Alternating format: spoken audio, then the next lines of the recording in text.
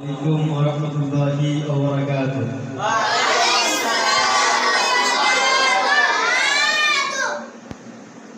الحمد لله نحمده ونصلي على رسوله الكريم أما بعد.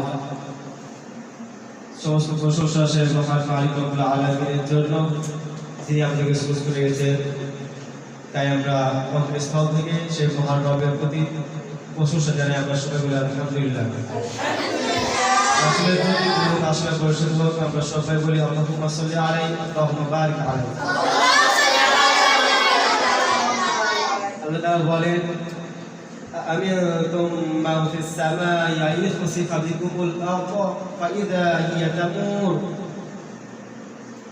আল্লাহ তাআলা বলে যে আমি কোন কাজটা পারি না তোমাকে। এটা হচ্ছে সূরা মুলুকের 16 নম্বর আয়াত। তো সূরা মুলুক নাযিল হয় যে আল্লাহর রাজত্ব, মুলুক অর্থ হচ্ছে রাজত্ব। যখন মুলুক নাযিল হয় তখনকার কাফিররা বলতে লাগলো, রাসূলুল্লাহ সাল্লাল্লাহু আলাইহি ওয়াসাল্লাম বলতে লাগলো যে উনি ভূপৃষ্ঠ, উনি কিছু জানেন না,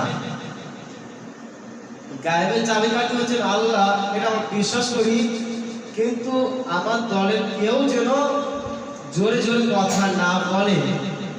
তখন তার লোকরা বলতে লাগলো, কেন আমরা জোরে জোরে কথা বলবো না? কি কারণ আমাদের, কেন আমরা জোরে কথা বলতে পারবো না? আমরা যে মুহাম্মাদের বিরুদ্ধে স্লোগান করছি, তার বিরুদ্ধে আমরা ষড়যন্ত্র চালাচ্ছি, কেন আমরা জোরে কথা বলবো না? আমরা হুঙ্কার জানাবো, আমরা ষড়যন্ত্র মানুষ জানিয়ে করবো যেন তারা আমাকে ভয় পায়। বলছে না, তোমরা জোরে জোরে কথা বলো না, আস্তে আস্তে কথা বলো, না হলে আল্লাহ শুনে নিবে। আল্লাহ তখন তার রাসূলকে বলে দিবে, তখন তো ষড়যন্ত্র সব বাতিল হয়ে যাবে। নাউজুবিল্লাহ। কিন্তু আল্লাহ তাআলা এটা উদ্দেশ্য করে সূরা মুলুক নাযিল করেন। আল্লাহ তাআলা বলে যে একটা আমি বললাম, এটা অর্থ হচ্ছে যে যখন আমি যেটা ইচ্ছা করি সেটাই করতে পারি। তোমরা যে জমিন উপরে চলাফেরা করতেছো, যে জমিন উপরে হাঁটাচলা করতেছো, যে জমি তোমাদের বাসস্থান, আবাসস্থল, সেখান থেকে তোমরা সবজি উপার্জন করো, খাদ্য ভাণ্ডার যেটা তোমাদের, সেটা কিন্তু সেখান থেকেই আমি তোমাদেরকে পায়ের তলে মাটি সরাতে পারি। এতখানি আমার ক্ষমতা আছে, এতখানি আমার তাকত আছে, এতখানি আমার অহংকার আছে।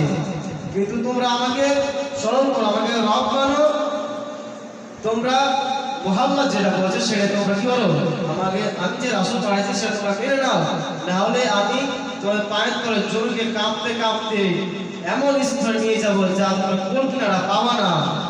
ঝুঁকতে ঝুঁকতে, কাঁপতে কাঁপতে, থরথর করতে করতে তোমার বাড়ি ঘর সব ভেঙে পড়ে যাবে। তখন তোমরা আফসোস করে কোনো লাভ পাবা না, তোমরা কোনো আস্থানা পাবা না, তখন তোমাদের জীবন হারা ছাড়া কোনো উপায় থাকবে না। অথচ আমি যেটা বলি, আমার মুহাম্মদ যেটা বলে সেটা তোমরা মেনে নাও, আমার রাসূল যেটা বলে সেটা তোমরা মেনে নাও।